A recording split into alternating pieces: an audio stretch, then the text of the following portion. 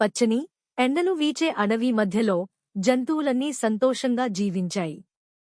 పక్షులు కిలకిలరావాలు చేశాయి, సీతాకోకచిలుకలు నృత్యం చేశాయి, మరియు శక్తివంతమైన సింహం ఒక పొడవైన చెట్టు కింద విశ్రాంతి తీసుకుంది.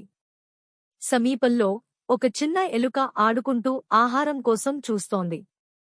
అకస్మాత్తుగా అది సింహం పావుపైకి పరిగెత్తింది.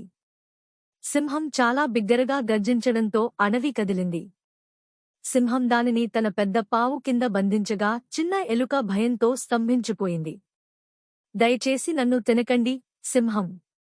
నువ్వు నన్ను వదిలేస్తే నేను ఏదో ఒక రోజు నీకు సహాయం చేస్తాను. సింహం మెల్లగా నవ్వి, నాకు సహాయం చేస్తావా? నువ్వు చాలా చిన్నదానివి. కాని సింహం దయగలవాడు, కాబట్టి అతను ఎలుకను వెళ్ళనిచ్చాడు. కొన్ని రోజుల తర్వాత సింహం వేటగాడి వలలో చిక్కుకుంది. అతను విడిపోవడానికి ప్రయత్నించాడు, కాని తాళ్లు చాలా బలంగా ఉన్నాయి.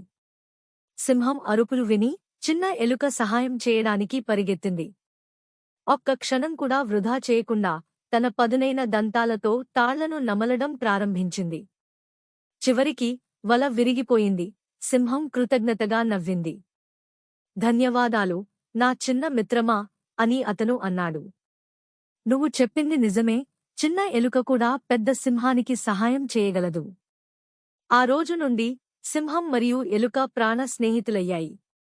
దయ మరియు స్నేహం చిన్న జీవిని కూడా గొప్పగా చేయగలవని వారు నేర్చుకున్నారు.